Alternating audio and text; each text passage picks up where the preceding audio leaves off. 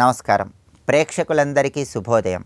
ఈనాటి శుభయోగం శీర్షికన సోమవారం సందర్భంగా వేములవాడ రాజరాజేశ్వర స్వామివారి క్షేత్ర వైభవం ఏంటో పరిశీలిద్దాం. శ్రీశైల శిఖరాన్ని చూస్తే పునర్జన్మ ఉండదు. కాశీలో శరీరాన్ని విడిచిపెడితే మోక్షం కలుగుతుంది. అంతటి పరమ పవిత్రమైనటువంటి శ్రీశైల శిఖర దర్శనము, కాశీ క్షేత్రంలో శరీరాన్ని విడిచిపెట్టడం, వాటితో సమానమైనటువంటి పుణ్యం కలగాలంటే వేములవాడ క్షేత్రంలో ధర్మగుండంలో స్నానాన్ని ఆచరించాలని వేములవాడ క్షేత్ర స్థల పురాణం మనకు తెలియజేస్తోంది. వేములవాడ క్షేత్రంలో నారద మహర్షి కోరిక మేరకు పరమశివుడు భూలోకంలో ఉన్న జనుల సమస్త పాపాలు తొలగింపజేయటానికి అవతరించాడని స్థల పురాణం మనకు తెలియజేస్తోంది. కాబట్టి వేములవాడ క్షేత్రానికి వెళ్ళినప్పుడు ముందుగా ఆ క్షేత్రంలో ఉన్నటువంటి ధర్మగుండంలో స్నానాన్ని ఆచరించాలి. దేవేంద్రుడు కూడా వృతాసురుణ్ణి సంహరించిన తర్వాత బ్రహ్మహత్యా పాతకాన్ని తొలగింపజేసుకోవటానికి వేములవాడ క్షేత్రంలో ధర్మగుండంలో స్నానాన్ని ఆచరించాడు. అలాగే సూర్యుడు కూడా దక్షయజ్ఞం పూర్తయిపోయిన తర్వాత వేములవాడ క్షేత్రానికి వచ్చి ఇక్కడ ఉన్న ధర్మగుండంలో స్నానాన్ని ఆచరించాడు. కాబట్టి దీన్ని భాస్కర క్షేత్రం అనే పేరుతో పిలుస్తారు. వేములవాడలో దేవాలయాన్ని నిర్మించింది చాళుక్య వంశీయుడైనటువంటి రాజరాజ నరేంద్రుడు. ఇక్కడ స్థల పురాణాన్ని మనం పరిశీలిస్తే రాజరాజ నరేంద్రుడు ఒకానొక సమయంలో పొరపాటున లేడి అనుకొని ఒక మునీశ్వరుడి ప్రాణాన్ని తీసినప్పుడు బ్రహ్మహత్యా పాతకం చుట్టుకుంటుంది. ఆ బ్రహ్మహత్యా పాతకం నుండి బయటపడటానికి పరమేశ్వరుడు కలలో కనిపించి చెప్పిన తర్వాత రాజరాజ నరేంద్రుడు ఇక్కడ ఈ క్షేత్రాన్ని నిర్మించాడని స్థల పురాణం మనకు తెలియజేస్తుంది. వేములవాడ క్షేత్రంలో తప్పనిసరిగా ఒళ్ళు బండను ప్రతి ఒక్కరూ కూడా దర్శనం చేసుకోవాలి. ఇక్కడ క్షేత్రంలో ఒళ్ళు బండ అని ఉంటుంది. ఆ ఒళ్ళు బండను దర్శనం చేసుకోవటం ద్వారా సమస్త శుభాలు చేకూరతాయి. అలాగే వేములవాడ క్షేత్రంలో గండదీపం అని ఒక ప్రత్యేకమైన దీపాన్ని వెలిగిస్తారు. ఆ గండదీపాన్ని వెలిగించడం ద్వారా అన్ని రకాలైనటువంటి గండాలు కష్టాల నుంచి సులభంగా బయటపడవచ్చు. అలాగే వేములవాడ క్షేత్రంలో పరమేశ్వరుణ్ణి కోడెమూక స్వామి అనే పేరుతో పిలుస్తారు. దానికి కారణం ఏంటంటే ఇక్కడ పరమేశ్వరుడికి మొక్కులు చెల్లించుకోవటానికి కోడెదూడలను సమర్పిస్తారు. అలా సమర్పించిన తర్వాత ఆ కోడెదూడలకి చక్కగా పూజ చేసి కోడెదూడలతో పాటుగా వేములవాడ రాజన్న చుట్టూ ప్రదక్షిణలు చేస్తారు. ఇలా కోడెదూడలను స్వామివారికి సమర్పించే సంప్రదాయం ఈ క్షేత్రంలో ఉంది కాబట్టి రాజరాజేశ్వరుణ్ణి కోడెమూక స్వామి అనే పేరుతో పిలుస్తారు. ఇలా ఈ మొక్కును సమర్పించడం వెనుక ఒక అద్భుతమైన అంతరార్థం దాగి ఉంది. కలియుగంలో పాపం పెరిగిపోతున్నప్పుడు ధర్మదేవత పరమేశ్వరుడి గురించి తపస్సు ఆచరిస్తే ధర్మదేవతను అనుగ్రహించి ధర్మదేవతను పరమేశ్వరుడు వృషభ రూపంలో మారమని చెప్తాడు. అలా వృషభ రూపంలో ధర్మదేవత మారిన తర్వాత తన వాహనంగా చేసుకున్నాడని, అందుకే ఇక్కడ క్షేత్రంలో ధర్మ మార్గంలో మనోభీష్టాలు నెరవేర్చుకోవటానికి ధర్మస్వరూపమైనటువంటి కోడెదూడలను సమర్పిస్తారని స్థల పురాణం మనకు తెలియజేస్తుంది. కాబట్టి మనోభీష్టాలన్నీ ధర్మ మార్గంలో నెరవేర్చుకోవటానికి ఇక్కడ దేవాలయంలో కోడెమూక స్వామి వారికి కోడెదూడలను మొక్కుగా చెల్లించడం అనేటటువంటి ఆచారం ఉంది. కాబట్టి కరీంనగర్కి సమీపంలో ఉన్నటువంటి వేములవాడ రాజరాజేశ్వర స్వామి వారిని దర్శనం చేసుకోవడం ద్వారా, ధర్మగుండంలో స్నానాన్ని ఆచరించడం ద్వారా, కోడెదూడ మొక్కులను చెల్లించుకోవడం ద్వారా వేములవాడ రాజన్న సంపూర్ణమైన అనుగ్రహానికి పాత్రులై సమస్త పాపాలు భస్మీపటలం చేసుకోవచ్చు. నమస్కారం.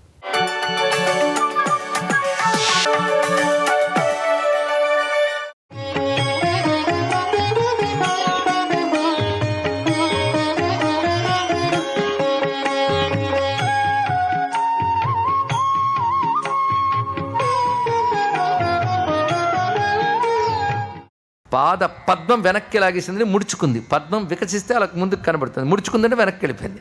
పాద పద్మాలు ఎప్పుడు ముడుచుకుంటాయంటే చంద్రకిరణాలు తాకితే ముడుచుకుంటాయి. ఆ శివుడు చంద్రశేఖరుడు కదా, అలా తల వంచగానే ఆ చంద్రశేఖరుడు తగిలేడని పాద పద్మాలు ముడుచుకున్నాయి. అలా ముడుచుకున్న పాదాలకు నమస్కారం అన్నాడు మహానుభావుడు. అంటే ఆయన కూడా అమ్మవారి యొక్క ఎంత అలిగినా పాతివ్రత్య నియమం, ఆ ప్రేమ ఎలా కాపాడుకుందో చూడండి. ఇక్కడ ఆ భావాన్ని అక్కడ స్ఫురింపజేశాడు. అది గుర్తు చేస్తుంది ఈ శ్లోకం కూడా. ఇక్కడ అటువంటి అమ్మ పాద పద్మాలకి మనం నమస్కారం చేసుకుంటూ ఆ చరణ ధ్యానం ఎలా విడిచిపెడతాం, అదంత తేలిగ్గా ఇంకా ఆపేయడానికి ఇష్టం ఉండదు. కనుక ఆ పాదాల గురించి ఎంత ధ్యానిస్తున్నాడంటే హిమానీ హంతవ్యం హిమగిరి నివాసైక చతురౌ నిశాయాం నిద్రాణాం నిశిచరమ భాగే చ విశదౌ వరం లక్ష్మీపాత్రం శ్రియమతి సృజం తౌ సమయినాం సరోజం త్వత్పాదౌ జనని జయతశ్చిత్రమిహ కిం జనని. అమ్మా అని సంబోధించారు ఇందులో. పాద పద్మములు అనడం లోకంలో వ్యవహారం, కానీ పాదపద్మములకు నమస్కారం అని మాత్రం నేను అన్నాడు. పాద పద్మము అంటే నీ పాదాలు పద్మాల్లో ఉన్నాయని చెప్పినట్టు. అవి పద్మాల్లో ఉన్నాయి అనలేమమ్మా, ఎందుకంటే పద్మాలకి చాలా అవలక్షణాలు ఉన్నాయి, నీ పాదానికి అవి లేవు. అటువంటిప్పుడు పద్మంతో ఎలా పోలుస్తాను? అంత పోలికలేని నీ పాదాలకు నమస్కారం అంతే అన్నాడు ఇక్కడ. ఎందుకంటే పద్మములు మంచు తగిలితే వికసించవు, మంచు ఉన్న చోట వికసించవు, ఉండవు అవి. నువ్వో మంచు కొండల మీద విహరిస్తా తల్లి. హిమానీ హంతవ్యం హిమగిరి నివాసైక చతురం. అది మంచు వల్ల దెబ్బతింటాయి ఆ పద్మములు. నీ పాత పద్మములు మంచు కొండలు చక్కగా తిరుగుతాయి, కనుక ఎలాగ పోలిస్తాం పద్మాలతో? ఇక రెండవది, రాత్రి అయితే ముడుచుకుపోతాయి ఆ పద్మములు. నీవి నిశి చరమభాగేచ విశదవు. రాత్రి ఎందు పగటి ఎందు, రాత్రి చివరి దశలో కూడా వికసిస్తూ గోచరిస్తుంటాయి.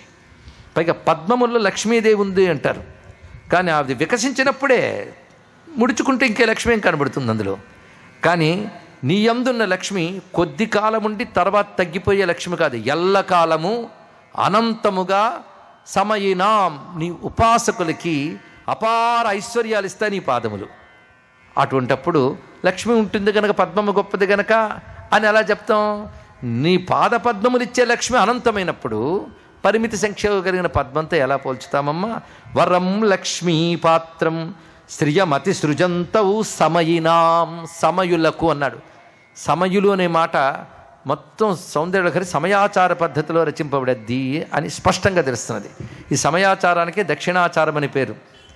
అంటే శివశక్తులు ఉభయుల యొక్క స్ఫురణతో కూడినప్పుడు సమయాచారం. సం ఏకీకృత్య అనే భావం చెప్పుకున్న సమయ సం అయ అంటే ఏకీకృత్య భావమును పొందినదే, ఏకీభావమును పొందినది.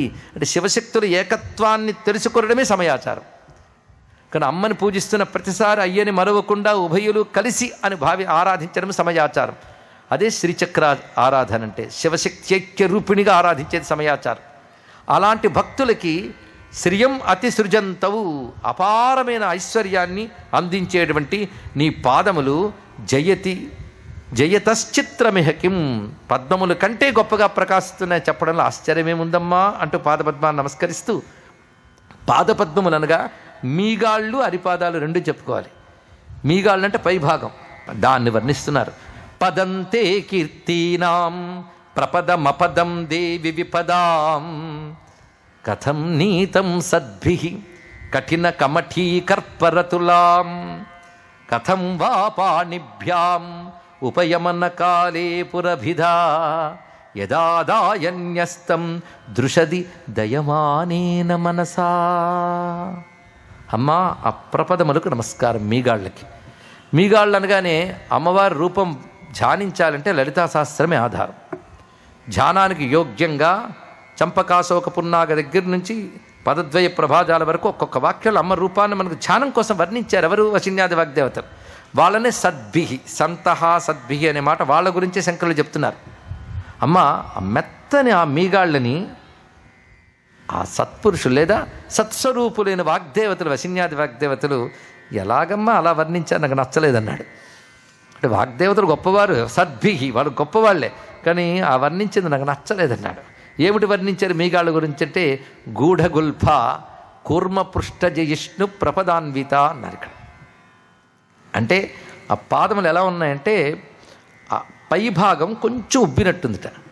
ఆ కొంచెం ఉబ్బడాన్ని తాబేటి వీపుడిప్పవలే అని వర్ణించారు వారు. అక్కడ గూఢగుల్ప కూర్మపృష్ఠ జయిష్ణు ప్రపదాన్విత అన్నారు. ప్రపదాలను వర్ణించినప్పుడు తాబేటి వీపుడిప్పవలే, తాబేటి అలా పొంగి అలా వస్తుంది శరీరం, అలా ఉంది అక్కడ.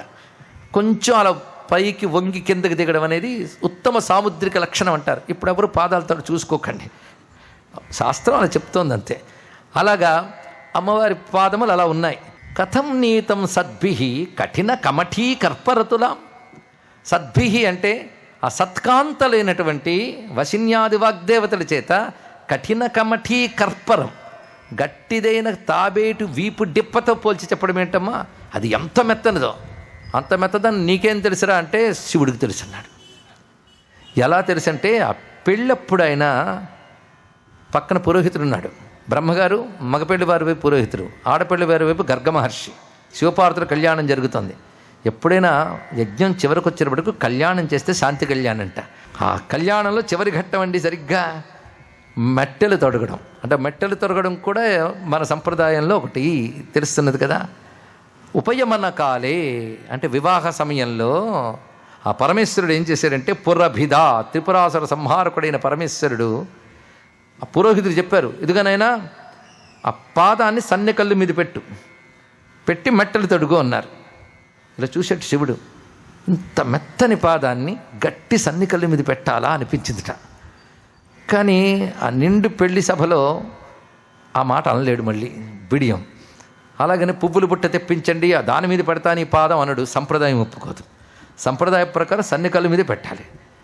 అప్పుడు ఆయన ఏం చేశారంటే కథం వా పాణిభ్యాం ఉపయమన కాలే పురభిదా యదాదాయన్యస్తం దృశది దయమానేన మనసా.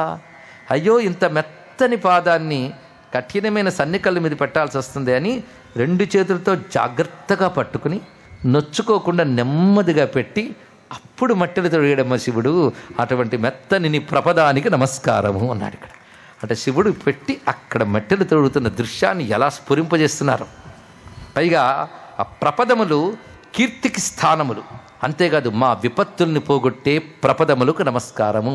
ప్రపదమపదం దేవి విపదాం, విపత్తులను పోగొట్టే ప్రపదములకు నమస్కారము. సర్వం శ్రీ లలితా మహాత్రిపుర సుందరి చరణారవిందార్పణమస్తు. స్వస్తి.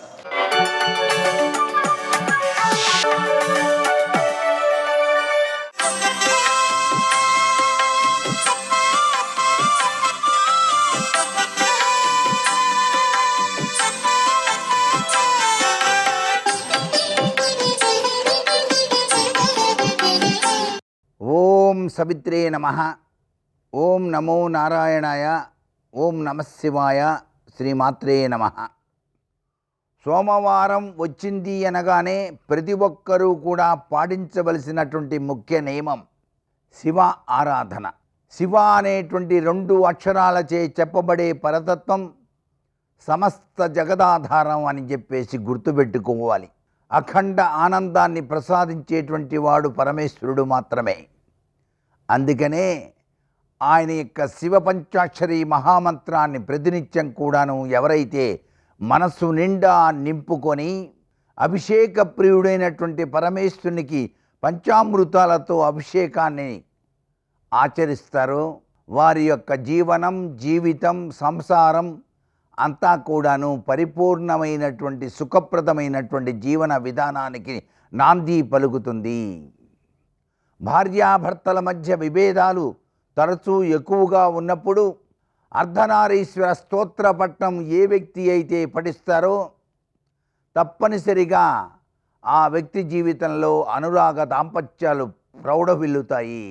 అంటే ఇరువురి మధ్య ఉన్నటువంటి అభిప్రాయ భేదాలన్నీ తొలగిపోయి చాలా చక్కటి యోగవంతమైన జీవితాన్ని కూడా గడిపేందుకు ఆ సాక్షాత్తు అర్ధనారీశ్వర స్తోత్రం మానవాళికి ఎంతగానో ఉపకరిస్తోంది. కాబట్టి సోమవారం నాడు ప్రతి ఇంట్లో కూడాను ఈ అర్ధనారీశ్వర స్తోత్ర పఠనం చేయటం సర్వ విధాలా శ్రేయోదాయకం. కారణం కలిపురుషుని యొక్క ప్రభావం మానవ జీవితంపై కాటేయటానికి ప్రయత్నం చేస్తూ ఉంటుంది. కాబట్టి కలిపురుషుని యొక్క ప్రభావాలు మానవ జీవితంపై ప్రభావితం చేయకుండా ఉండేందుకు మన్ని అనుక్షణం కాపాడి రక్షించేది కేవలం శివనామ స్మరణ మాత్రమే. అందుకే శివ శివానరా చింతలు తొలుగునురా అన్నారు. ప్రతి ఒక్కరూ కూడా ప్రతినిత్యం కూడాను శివనామం చేస్తూ విభూది ధారణ చేయండి. ఆ విభూది ధారణతో పాటు రుద్రాక్షమాల కూడా వేసుకోండి. శివనామం చేయండి. శివ పంచాక్షరి మహామంత్రాన్ని జపించండి. సమస్త పాపాలతో పాటుగా సమస్త కష్టాలన్నీ కూడాను తొలగిపోయేటువంటి అద్వితీయమైనటువంటి మహామంత్రం ఓం నమఃశివాయ.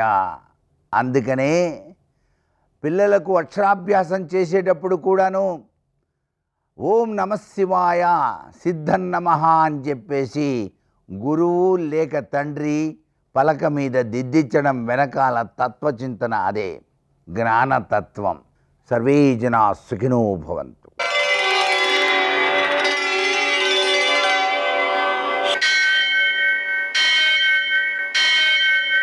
సహస్రశీరుషం దేవం విశ్వాక్షం విశ్వశంభువం విశ్వం నారాయణం దేవమక్షరం పరమం పదం విశ్వతః పరమాం నిత్యం విశ్వం నారాయణగుం హరిం విశ్వమేవేదం పురుషస్తద్విశ్వముపజీవతి పతిం విశ్వస్యాత్మేశ్వరం శాశ్వతం శివమచ్యుతం నారాయణం మహాజ్ఞేయం విశ్వాత్మానం పరాయణం.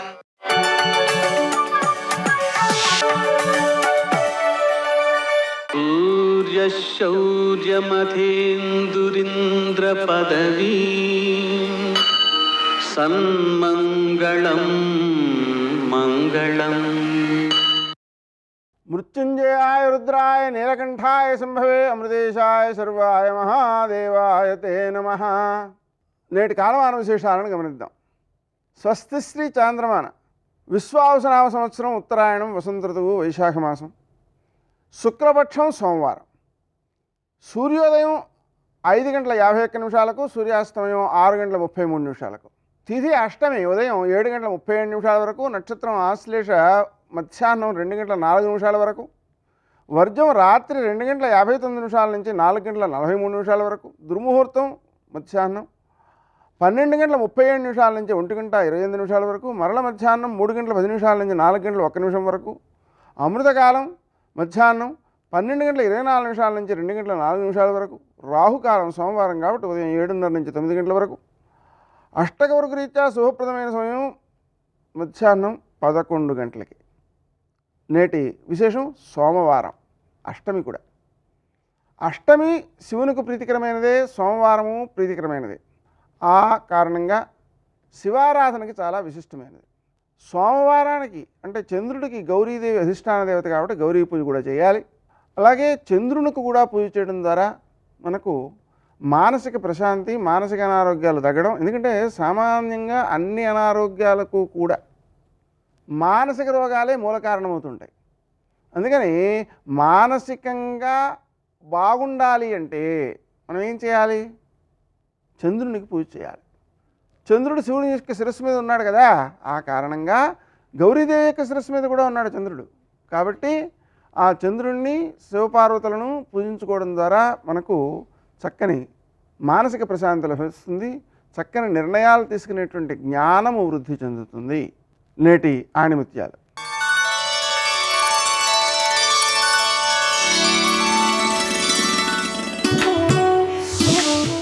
విజయానికి ఒకే ఒక మార్గం, మరొకసారి ప్రయత్నించడమే.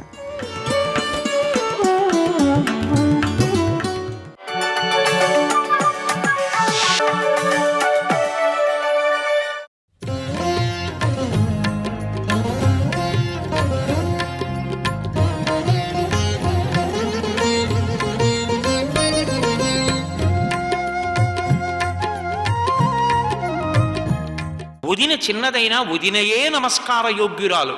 ఎంతటి విద్వాంసుడు కానివ్వండి, ఎంత పండితుడు కానివ్వండి, ఎంతటి సభాపూజ్యతున్నవాడు కానివ్వండి, ఎంతటి మహితాత్ముడు కానివ్వండి, వదిన గారు కనపడితే వదిన గారి పాదములకు తన తల తాటించి నమస్కరించవలసిందే. ఆవిడ చిన్నది కానివ్వండి, ఎంత చిన్నది కానివ్వండి, వదిన అంటే పరదేవత, వదిన అంటే అమ్మ. తనని కన్న తల్లి ఎటువంటిదో వదిన గారు అటువంటిది. వదినకి వంగి నమస్కరించలేనటువంటి వాడు సంస్కారహీనుడు. వదిన దృష్టిలో మరిది కాడు, వదిన దృష్టిలో మరిది కొడుకు. అందుకే సీతమ్మ తల్లి తన మరుదుల్ని తన కొడుకులుగానే చూసింది తప్ప ఎన్నడూ మరిదిగా చూడలేదు అసలు ఆవిడ. అంత భక్తితో వదిన్ని సేవించినటువంటి మహానుభావుడు. అందుకే నాహం జానామి కేయూరే నాహం జానామి కుండలే నూపురత్యభిజానామి నిత్యం పాదాభివందనాత్ అని చెప్పుకుంటాడు. కిష్కింధకాండలో రామచంద్రమూర్తితో కలిసి వెడుతున్నప్పుడు ఎన్ని ఘట్టాలని నేను చెప్పగలను రామాయణంలోంచి. ఒకసారి రుచి చూసి మీరు చదవండి అసలు ఆ లక్ష్మణస్వామి భక్తి ఏమిటో. అన్నయ్య ఎప్పుడెప్పుడు బాధపడితే అప్పుడు తండ్రిలా ఓదారుస్తుంటాడు. ఒకటా రెండా ఎంత సేవ చేశాడు మహానుభావుడు. అసలు రామచంద్రమూర్తికి పెద్ద ఓదార్పు ఆయనే. సుగ్రీవుడు మాట తప్పితే అసలు కోపానికి వశుడైపోయాడు. ఎంత కోపం వచ్చేసిందో.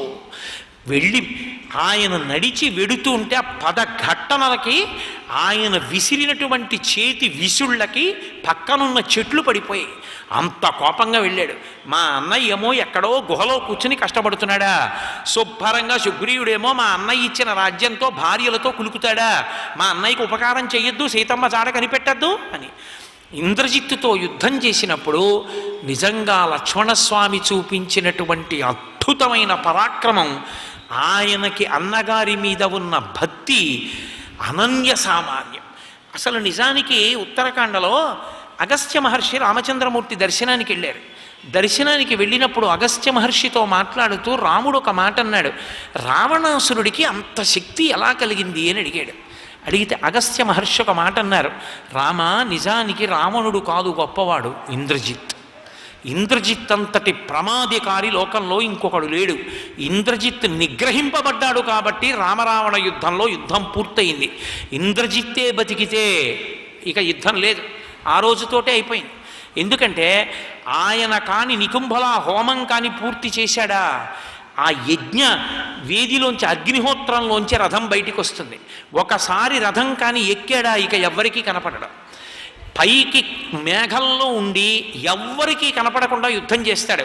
యుద్ధానికి కానీ ఒక్కసారి వచ్చేస్తే ఇంద్రజిత్ ఇంకా అంతకు పూర్వం వచ్చాడు. వచ్చి రామలక్ష్మణుల్ని పడగొట్టాడు. యుద్ధం అయిపోయింది అనుకున్నారు. అసలు అంతమంది వానరుల్ని పడగొట్టాడు. కొన్ని లక్షల మంది ఎక్కడా కదలిక లేకుండా పడిపోయారు. పడిపోతే మహానుభావుడు విభీషణుడు వెతుక్కుంటూ వచ్చాడు. కాగడా పెట్టి ఆ పక్కన హనుమని పట్టుకుని వెతుక్కుంటూ వచ్చాడు. బ్రహ్మాస్త్రానికి కట్టుబడరు కాబట్టి హనుమ ఒక్కరున్నారు. వస్తూ జాంబవంతుడి దగ్గరికి పెద్దవాడు కదా అని వచ్చాడు. వచ్చి పలకరించాడు, బ్రతికున్నావా, క్షేమమా అని. అంటే జాంబవంతుడు కనురెప్పలు విప్పలేక కనురెప్పలెత్తి హనుమ క్షేమమా అని అడిగారు. విభీషణుడు అన్నాడు, తాత అంగుళం చోటు లేకుండా బాణపు దెబ్బలు తిని ఇంద్రజిత్తు కొట్టినవి రక్తస్రావమై ఒకటి అడగబోయి ఇంకొకటి అడుగుతున్నావు. రామలక్ష్మణులు క్షేమమా అని అడగాలి, హనుమ క్షేమమా అని అడుగుతున్నావు. రామలక్ష్మణుల కుశలం అడగలేదే అన్నాడు. అంటే జాంబవంతుడు అన్నాడు, నేను తెలిసే చెప్పాను. తస్మిన్ జీవతి వీరేతు హతమప్యహతం బలం హనుమజ్జుజ్జిత ప్రాణే జీవంతోపి వయం హతాహ అన్నాడు. అందరూ వెళ్ళిపోయినా హనుమ ఒక్కరు బతికుంటే అందరూ బతుకుతారు. అందరూ బతికున్న హనుమ ఒక్కరు వెళ్ళిపోతే అందరూ చచ్చిపోతారు. అందుకే హనుమ ఉన్నారా అని అడిగానంట. ఏమి వినయం మహానుభావుడిది. జాంబవంతుడి పాదాలు పట్టుకుని తాత హనుమని కుశలం అడుగుచున్నాడు అన్నారు. నాయన వెంటనే వెళ్ళి హిమవత్ పర్వతం దగ్గరికి వెళ్ళి ఆ మృత సంజీవని, సంధానకరణి, విశల్యకరణి మొదలైన ఓషధులు పట్రా, సైన్యం బతుకుతుందన్నారు. వెళ్ళారు, తీసుకొచ్చారు, సైన్యం అంతా బతికింది. మళ్ళీ లేచి కిలకిలారావములు చేశారు. లోపలికెళ్ళి ఇంద్రజిత్ చెప్పాడు, రామ సైన్యం అంతా పడిపోయింది నాన్న అన్నాడు. నగారా మోగించండి రా అన్నాడు. ఒకసారి చూద్దామని గవాక్షంలోకి వచ్చాడు. అందరూ లేచి కాగడాలు పట్టుకుని సంతోషంగా రామనామని చెప్తున్నారు. ఇదేమిరా అందరూ పడిపోయారన్నా, అందరూ లేచారు కదరా, అందరూ బాగున్నారు కదరా అన్నాడు. అంత భయంకరమైన యుద్ధం చేశాడు. సర్వం శ్రీ ఉమామహేశ్వర పరబ్రహ్మార్పణమస్తు. స్వస్తి.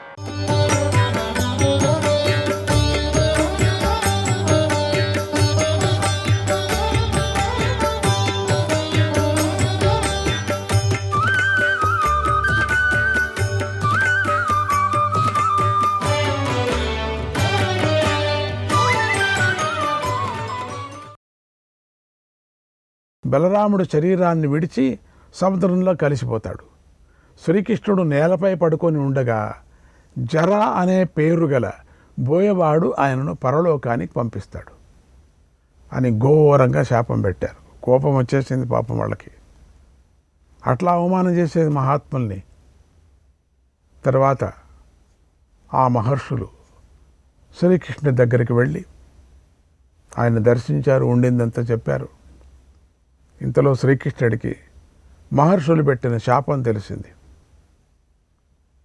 వెంటనే ఆయన వృష్ణులతో ఇలా అన్నాడు, ఓ వీరులారా, మహర్షుల మాట సత్యం, అది అలాగే జరగాలి అని నగరంలోకి వెళ్ళాడు.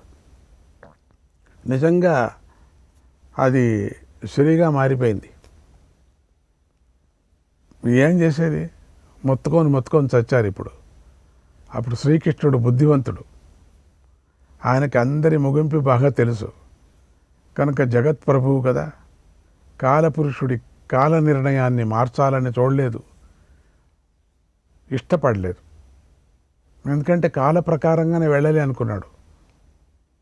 ఆయన అనుకుంటే మార్చవచ్చు, మార్చలేదు. ఎందుకంటే ఎందుకు కాలానికి వ్యతిరేకంగా నేను వెళ్ళేది, ప్రకృతి సృష్టి ఏముందో జరగని, పరమాత్ముడు అట్లా వదిలేస్తే మాత్రం అంతే, ఇంకా జరగాల్సిందే, అది ఇంక తప్పదు. ముందుగానే నిర్ణయించాడు కదా, మళ్ళీ ఎందుకు మార్చుకోవటం, జరగనులే అనేసాడు అంతే. తర్వాత మరుసటి రోజునే సాంబుడు ముసలాన్ని రోకల్ని కన్నాడు. మామూలుగా కన్నాడు. అందరికీ ఆశ్చర్యమైపోయింది, ఏంటి ఇట్లా అయిపోయింది అని. ఏడుసల్లో నవ్వలనో మొత్తుకోవాలనో ఎవరికి తెలియ, ఒక ఇనప రోకలి కన్నాడు, బయటకు వచ్చింది. మునులు పెట్టిన శాపంతో సాంబుడు భీకరమైనటువంటి ముసలాన్ని కనగానే యాదవులందరూ దాన్ని తీసుకొని వెళ్ళి ఉగ్రసేన మహారాజుకి ఇచ్చారు. ఆ రాజు దాన్ని చూసి ఎంతో బాధపడ్డాడు, వినిపించింది ఇప్పుడు బాగా. వెంటనే దాన్ని పూర్తిగా అరగదీయించి చూర్ణం చేసేశాడు, మొత్తం పిండిలాగా చేశారు. తర్వాత యాదవులు ఆ చూర్ణాన్ని తీసుకొని వెళ్ళి ఆ కలిపి సముద్రంలో కలిపేశారు. భో అని అక్కడికి పీడ అయిపోయింది అనుకున్నారు. తర్వాత ఉగ్రసేన మహారాజు ఘోర వినాశనం గురించి శ్రీకృష్ణుడు, బలరాముడు, బభ్రువులతో మాట్లాడాడు. వారి ఆదేశంతో ద్వారకాలో ఇలా చాటింపు వేశాడు కూడా. ఓ ప్రజలారా వినండి, మహర్షులకు చేసిన మోసం వల్ల, అవమానం వల్ల మనకు ఘోరమైన శాపం తగిలింది. దానితో మనం సర్వనాశనం అయిపోతాం. దీని నుంచి మనం బ్రతికి బయటపడాలంటే ఒకటే ఉపాయం ఉంది, దానిని అందరూ పాటించండి. అదేమిటంటే ఈ రోజు నుంచి నగర ప్రజలెవరూ కూడా మద్యాన్ని త్రాగకూడదు, ఏది మాదక రసాలు ఎవరు కూడా ముట్టకూడదు, తాగకూడదు అని చాటింపు చేశాడు. అంటే నిషిద్ధం చేసేశారు. మదిర జోలికి పోకూడదు, జాగ్రత్త. ఇంట్లో ఉండిన మదిరంతా తీసిపారేసేయండి. ఎవరైనా ఎక్కడైనా సరే మాకు తెలియకుండా దొంగ సారాయని చేశారంటే అతడు శిక్షార్హుడవుతాడు. అతడే కాదు, అతడి బంధువులు కూడా అతడితో కలిసి బ్రతికి ఉండగానే శూలం మీద గుచ్చబడతారు అని శాసనం చేశాడు. జాగ్రత్త.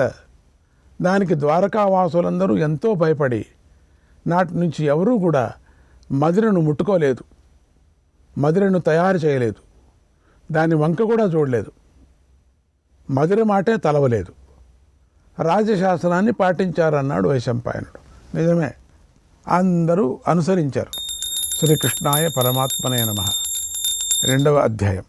వైశంపాయనుడు జనమేజయుడికి ఇలా చెప్తున్నాడు, ఓ మహారాజా, ఇలా వృష్ణి అంధక వంశీయులు ఈ ఘోరమైన ఆపద నుండి బయటపడాలని తీవ్రంగా ప్రయత్నించసాగారు. ఎవ్వరు ఎక్కడ ఏది తాగకూడదని, జ్ఞానం తప్పేటువంటిది ఏది తాగకూడదని. అప్పుడు కాలుడు ద్వారకాలోకి అడుగుపెట్టి ప్రతిరోజు అందరి ఇళ్లలో తిరగసాగాడు. ఆ కాలుడు భయంకర రూపంతో ఉన్నాడు, వికృతమైన వేషంతో ఉన్నాడు, చామన ఛాయ రంగుతో ఉన్నాడు, గుండు చేయించుకొని ఉన్నాడు. అలాంటి కాలుడు యదువంశీయుల ఇళ్లలోని అందరినీ చూస్తూ ఉన్నాడు.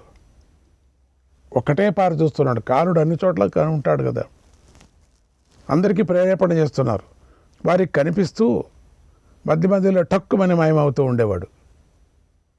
శబ్దం మాత్రం వస్తూ ఉండేది. అప్పుడు ధనుర్ధారులు 1,00,000 బాణాలకు కాలుడిపైకి ప్రయోగించారు కూడా. కానీ వారు కాలుడిని బాధించలేకపోయారు. కాలుడే బాధ పెట్టేవాడు కదా, కనుక వారి బాణాలు ఆయన ఏమి చేయలేక గడ్డిపూసలాగా అయిపోయింది. ఆయన సర్వ ప్రాణులను సంహరిస్తాడు కదా. రోజు రోజుకు యదువంశం నాశనమైపోతుందని సూచిస్తూ పెనుగాలుడు భీకరంగా వీచాయి. ద్వారకా నగరంలో వీధులలో ఎలుకలు తిరగటం బాగా పెరిగిపోయింది. అవి పెద్ద బాణలను, కడవలను బదలు చేస్తున్నాయి. రాత్రి సమయంలో నిద్రిస్తున్న వారి వెంట్రుకలను, గోళ్లను తినేస్తున్నాయి. అలాగే వారి ఇళ్లలోని చిలుకలు చిచి కూచి అని అరుస్తున్నాయి. వాటి శబ్దం పగలు రాత్రి కూడా ఆగలేదు. అలాగే చిలుకలు గుడ్లగూపలను అనుసరించి అరిచాయి. ఇదేంటి, చిలుకలు గుడ్లగూపుకు స్నేహితం అయిపోయాయి. మేకలు నక్కల్లాగా కూతపెట్టాయి. ఎర్రని పాదాలు గల తెల్ల పావురాలు కాల ప్రేరణతో యదువంశీయుల ఇళ్లలో తిరిగాయి. ఆవులకు గాడిదలు పుట్టాయి, కంచరగాడిదలకు ఏనుగులు పుట్టాయి. ఆవులకి గాడిదలు పుట్టాయి, కంచరగాడిదలకు ఏనుగులు పుట్టాయి. కుక్కలకు పిల్లులు పుట్టాయి, ముంగిసలకు ఎలుకలు పుట్టాయి. అప్పుడు వారు పాపకృత్యాలు చేయటానికి దిగారు. ఎప్పుడు ఇది కనపడ్డాయో ఇక పాపకృత్యాలు ప్రారంభమయ్యాయి. ఒకరినొకరు కొట్టుకోవటం, ఒకరికొకరు అబద్ధాలు చెప్పుకోవటం, ఒకరి ఇండ్లని ఒక ఇంట్లో రాయి వేయటం. ఏమాత్రమూ సిగ్గుపడలేదు అందరూ కూడా. వాళ్ళందరూ విప్రులను, పితృలను, దేవతలను నిందించారు. ఎక్కడ చూసినా దేవతలను నిందిస్తున్నారు, పితృలను నిందిస్తున్నారు. ఏ ఇంట్లో చూసినా అమ్మా నాన్నను కొడుతున్నారు పిల్లలు. ఏంటి కృష్ణుడి రాజ్యంలో ఏమి ఇదైపోయింది? ఎంత ప్రభావం, శాప ప్రభావం. శాపం ఎవరిని వదలదే. అందుకే మహానుభావుల్ని అవమానించకూడదు, వాళ్లకు అవమానం అయ్యేటువంటి మాటలు మాట్లాడకూడదు. వాళ్ళ మనస్సు ఎప్పటికీ 24 గంటలు కూడా ఎప్పటికీ బాధ పెట్టకూడదు. వాళ్ళు మనకు చెడ్డవారుగానే ఉండవచ్చు, కానీ మనం మాత్రం ఆ జోలికి వెళ్ళకూడదు. మనం విశ్వామిత్రుడు కానీ, వీళ్ళంతా జమదగ్ని కానీ, దూర్వాస మహాముని కానీ, వాళ్ళ చేష్టల్లో మనకు కోపం వస్తుంది, వాళ్ళు ఇట్లా చేశారే అని. అప్పుడు అన్నప్పటికి కూడా వాళ్ళని మనం ఏమి అనకూడదు, పొరపాటున కూడా అనకూడదు. శాపం పెట్టేస్తారు. పెద్దలను అవమానించారు, కానీ బలరామ కృష్ణులపై మాత్రం ఎలాంటి ప్రభావం పడలేదు. వాళ్ళంతా నిశ్చలంగా ఉన్నారు, మాట్లాడుకుంటున్నారు. ఏమి ఇది కథ ఇట్ట జరిగిపోయింది. ఎక్కడ చూసినా భార్యాభర్తలు పోట్లాట్లు హద్దుమీరి ప్రవర్తించారు. అందరూ కూడా జుట్లు పట్టుకొని బయటకు వస్తున్నారు, పోట్లాడుతున్నారు. ఏమిటి, ఎట్లా ఉండేది అది? స్వర్గంలాగా ఉండేది ద్వారకా నగరం. ఇప్పుడు ద్వారకా నగరం ఏమిటి ఎట్లయిపోయింది? అగ్ని మండిపోతూ తన జ్వాలలతో అప్రదక్షిణంగా తిరిగాడు అగ్ని కూడా. అప్పుడు అగ్ని జ్వాలలు నల్లగా, ఎర్రగా, ముదురు ఎరుపు రంగుతో విడివిడిగా బయటకు వచ్చాయి. అట్లా రాకూడదు, అట్లా ఆ రంగు రాకూడదు. నిత్యము ద్వారకాలో నివసించే వారికి ఉదయ అస్తమయ సమయాలలో సూర్యుడు మాటిమాటికి మొండెమలతో చుట్టుముట్టుబడి ఉన్నట్లుగా కనిపించాడు. మొండెలతో, ఓ రాజా, ఇళ్లలో చక్కగా వంట వండుకొని తయారు చేసుకున్నటువంటి అన్నాన్ని తినటానికి కూర్చోగానే అందులో వేల కొద్ది పురుగులు కూడా కనిపించాయి ప్రతి ఇంట్లో కూడా. పుణ్యవాచనాలు జరుగుతున్నటువంటి సమయాల్లోనూ కూడా, మహాత్ములు జపిస్తూ ఉన్న సమయంలోనూ ప్రజలు పారిపోతున్నట్టు చప్పుడు వినిపించింది. కానీ ఎవరు పారిపోతున్నారో మాత్రం ఎవరికి కనిపించలేదు.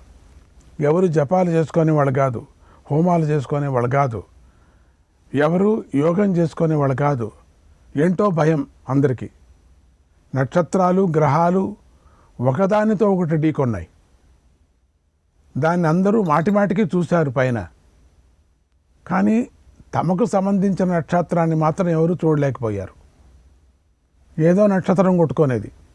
శ్రీకృష్ణుడు ఈ అశుభాలన్నిటినీ చూసి పాంచజన్య శంఖాన్ని పూరించాడు ఒక్క పర్యం. అప్పుడు యదువంశీయుల ఇళ్లలో అన్ని వైపుల నుండి గాడిదలు దారుణంగా అరిచాయి. ఒక్కపారి శంఖం పూరిస్తూనే ఎక్కడి నుంచి వచ్చాయో ప్రతి ఇంటిలోనూ గాడిదలు తయారైపోయాయి.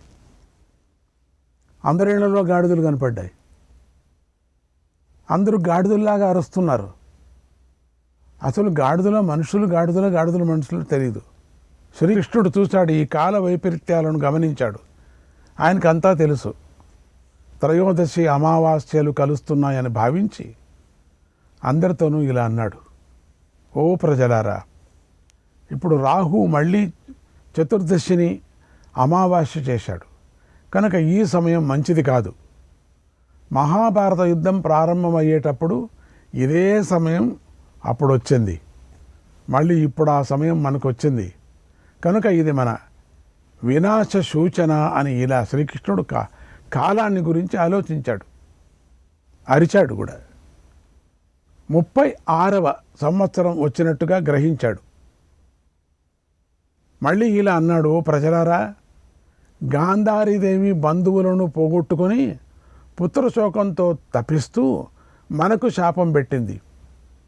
ఆ శాపమే ఇప్పుడు మనకు తగిలింది, మనలను పీడిస్తుంది.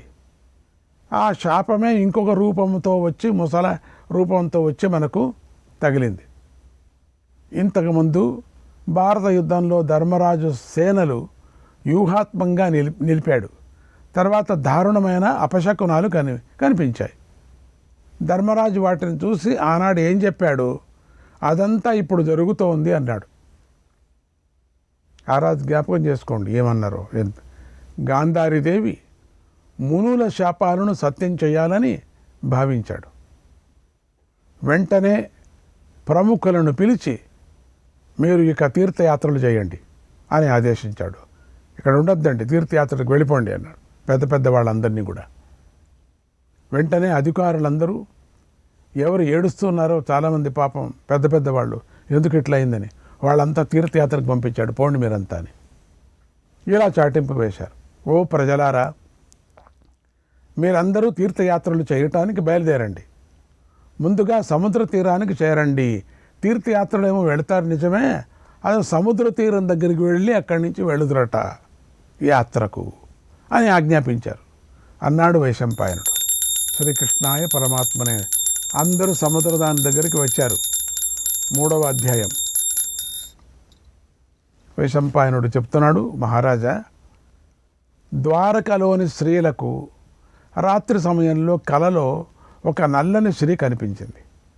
ఆమె తెల్లటి దంతాలతో నవ్వుతూ స్త్రీల సౌభాగ్యాలను అపహరించి ద్వారకలో పరుగెత్తుతూ వారికి కనిపించిందట.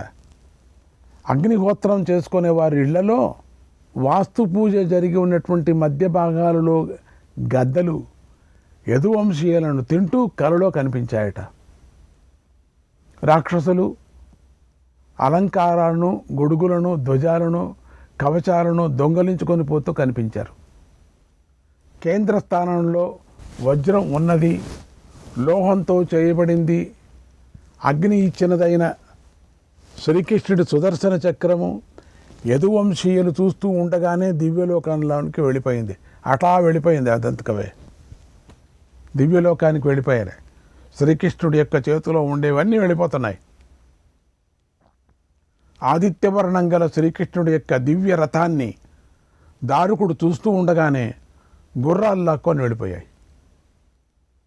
ఆ 4 గుర్రాలు మనోవేగంతో పరిగెత్తుతూ సముద్ర జలాల మీద తేలుతూ వెళ్ళి కనిపించకుండా పోయాయి. కొనాలో ఉండే ఒక రథం కృష్ణుడిది, అది కూడా దారుకుడితో కూడా ఈడ్చుకపోయినాయి. సముద్రం మధ్యలో వెళ్ళి మాయమైపోయింది. టక్కున అప్సరసలు ప్రత్యక్షమై బలరాముడు, శ్రీకృష్ణుడు రోజూ పూజించే తాళధ్వజ గరుడ ధ్వజాలను తీసుకొని పైకి వెళ్ళిపోయారు. అసలు ఖాళీ అయిపోతుంది. అప్పుడు యాదవులందరూ తీర్థయాత్రకు బయలుదేరండి అని ఒకరితో ఒకరు చెప్పుకున్నారు. తర్వాత వారందరూ తమ అంతఃపుర కాంతులతో సహా తీర్థయాత్రకు బయలుదేరారు. తమ వెంట వారందరూ భోజ్య భక్ష్య పేయాలను, ఎన్నో రకాలైన మద్యాలను, వివిధ పదార్థాలను పెద్ద ఎత్తున ఏర్పాటు చేసుకున్నారు. అన్నీ వాళ్ళ ఇండ్లలో దాచిపెట్టిన మద్యమంతా తీసేసుకున్నారు. మళ్ళీ యదువీరులందరూ కూడా ఒక విందు చేసుకుందాం సముద్రం దగ్గర, అదైన తర్వాత మీరు యాత్రకు వెళదాం, మీరు కొంతమంది వెళ్ళండి. కొనా విందు. యదువీరులందరూ రథాలు, గుర్రాలు, ఏనుగులతో నగరం నుండి బయటకు వచ్చారు. అప్పుడు వారు తమ యొక్క భార్యలతో కలిసి ప్రభాస తీర్థంలో వారి సౌకర్యానికి తగిన విధంగా ఇళ్లలో విడిది చేశారు. అలా వారందరూ సముద్ర తీరంలో విడిది చేయటాన్ని ఉద్ధవుడు చూశాడు. ఆయన అర్థశాస్త్రవేత్త, యోగవేత్త. ఆయన అందరి దగ్గర సెలవు తీసుకొని అక్కడి నుండి బయలుదేరాడు. శ్రీకృష్ణుడి చేతులు జోడించి నమస్కారం చేశాడు. అప్పుడు శ్రీకృష్ణుడు ఆ మహాత్ముడిని ఆపలేదు. ఎందుకంటే యదువంశం నాశనమైపోతుందని తెలిసి ఆయన మౌనం వహించాడు. తెలుసు. అప్పుడు ఉద్ధవుడు గొప్ప తేజస్సుతో వెలిగిపోతూ వేగంగా వెళ్ళిపోయాడు. ఆయనందరూ చూశారు. ఇక యాదవులు విపరీత చేష్టలు చేశారు. ఎప్పుడు ఆయన వెళ్ళిపోయాడు, విప్రుల కోసం సిద్ధం చేసిన అన్నంలో కళ్ళు కలిపారు. వద్దనుకుంది కూడా చేసేశారు. ఇప్పుడు ఆ వాసనతో కూడిన ఆ అన్నాన్ని కోతులకు పెట్టారు. ఆ తర్వాత వారు 100 తూర్య వాద్యాలను మ్రోగించారు. ఆ శబ్దాలను విని నటులు, నర్తకులు వచ్చి ఇక నాట్యం చేయటం మొదలుపెట్టారు. యాదవులు ఆ ప్రభాస తీర్థంలో ఆ సంతోష సమయంలో నిషేధించిన సురను పెద్ద ఎత్తున త్రాగటం ప్రారంభం చేశారు. అన్నీ దొంగతనంగా పెట్టుకున్నటువంటి, బయటికి పారేసిన దానికన్నా ఎక్కువ ఉందట, దొంగతనంగా దాచుకుంది. త్రాగటం ప్రారంభించారు. అందరూ తాగుతున్నారు. రాజ శాసనాన్ని ఎవరూ పట్టించుకోలేదు. అసలు ఎవరూ లెక్కపెట్టలే. కృష్ణుడి సన్నిధిలోనే కృతవర్మతో కలిసి బలరాముడు, సాత్యకి, గదుడు, బబ్రుడు కూడా సురను పుచ్చుకున్నారు. చూడండి, సాత్యకి, గదుడు, బబ్రుడు వీళ్ళేమిటి సురను పుచ్చుకోవటం? వీళ్ళు కూడా తాగారు. సాత్యకి తాగటం అంటే ఏమిటండి? అప్పుడు మొట్టమొదట సాత్యకి మత్తుతో తూలిపోయాడు. ఎందుకంటే ఆ సభలో అధ్యక్షుడిలాగా ఆ సభలో అందరి ముందు కృతవర్మను ఘోరంగా అవమానించాడు. బాగా వెక్కిరిస్తూ ఇలా అన్నాడు సాత్యకి. మొదటి నుంచి మనం సాత్వికని ఎంత బాగా తీసుకొచ్చాం. ఇప్పుడు చూడండి ఎంత అవహేళన అయిపోయిందో. మధిర అనేది అటువంటిది. ఓ కృతవర్మ, నువ్వు ఎలాంటి వాడవంటే తనను కొట్టకుండానే నిద్రిస్తున్న వారినే చంపుతావు నువ్వు. ఇలాంటి క్షత్రియుడు నువ్వు తప్ప ఈ లోకంలో మరొకడు లేడు. భారత యుద్ధం అయిపోయిన తర్వాత ఉపపాండవులు చంపే సమయంలో ఆనాడు నువ్వు చేసిన పనిని యాదవులు ఎప్పుడూ క్షమించరు అని అరిచాడు. సాత్వికి అలా అనగానే ప్రద్యుమ్నుడు కృతవర్మను అవమానించాడు. ఈ కృతవర్మ చేసిందేనా? మనలోనే తిరుగుతున్నాడు మన శత్రువు. సాత్వికి మాటనే సమర్థించాడు. సాత్వికిని మెచ్చుకున్నాడు కూడా. దాంతో కృతవర్మకు తీవ్రమైన కోపం వచ్చింది. పెద్దవాడు కదా, ఇప్పుడు కోపం వచ్చింది. తన కుడి చేతి వేలిని ఎత్తి చూపిస్తూ సాత్వికిని లెక్క చేయకుండా ఇలా అన్నాడు, నువ్వేమి తక్కువ తిన్నావా? ఆనాడు భారత యుద్ధంలో నువ్వు చేసిన పని ఏమైనా బాగుందా? యుద్ధభూమిలో చేతులు తెగి ప్రాయోపవేశం చేసిన భూరిశ్రవుడిని నువ్వు క్రూరంగా చంపేశావు. దాన్ని గుర్తు తెచ్చుకో. మరి నువ్వేమి వీరుడివి అని తీవ్రంగా నిందించాడు. ఆ మాటలు కృష్ణుడు విని తీవ్రంగా కోపించి కృష్ణుడికి కూడా తీక్షణమైన దృష్టితో కృతవర్మ వైపు అడ్డంగా చూశాడు. శ్రీకృష్ణాయ పరమాత్మనే నమః.